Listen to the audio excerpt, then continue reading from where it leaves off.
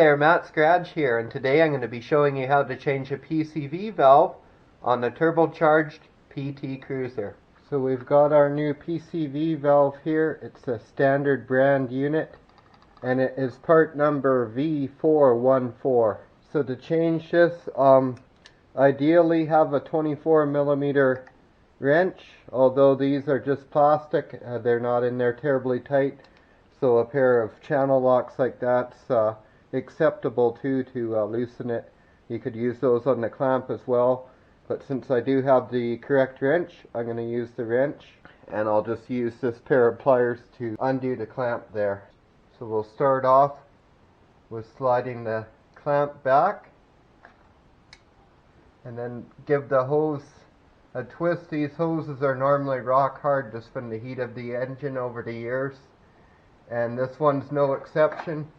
It's really stuck on here.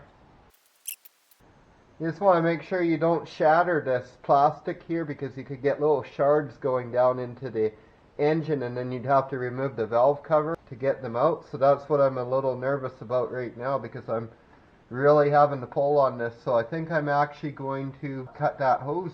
Well, I thought this would be a quick, simple little video, and it's looking like it's getting more complicated. So we're just going to make a slit in this hose like this. So now with that slit in there, maybe I can... There we go. So you do want to make sure there's not a bunch of grit down around it before you get the valve completely out. So we've spun it up a few turns there, and now we're just going to wipe around the base of it here. You always want to avoid having any grit falling into your engine. Okay, so we'll just spin that right out. There we go, and that one does actually have a swivel on it, so I guess you could have spun it out and left the line on and tried to deal with the line up in the air here, but I don't think the results would be any different. So now we're going to put the new valve in here, just so that we don't have an open hole sitting there. Basically it's already got the thread sealant on there, and it's a tapered fit, so you just tighten it down until it's really snug in there. So just make sure you don't cross thread it in there. Well, we got it quite snug in there now, so that's good. So what we're going to have to do is get the hose off of the intake up here. There's another clamp, just the same. There we go.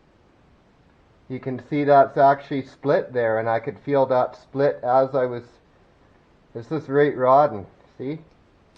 Can just rip it up with my fingers. So we'll go check what I have in the back of the shop. And I scoured my shop top to bottom, and I happened to find this. This was a piece of hose that actually ran to the brake booster on an Eon, and it happens to have the right bends in it. So we're gonna slip it in there. Fits on there pretty snug, and the clamps fit on it nicely too, so it's pretty much like it was made for it.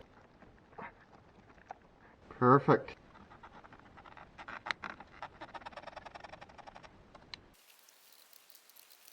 That ain't going anywhere. I hope you found this video helpful. Thanks a lot for watching Matt's Garage. Don't forget to like and subscribe, and have yourself a great day. Right, kitty cat? What do you think, kitty cat?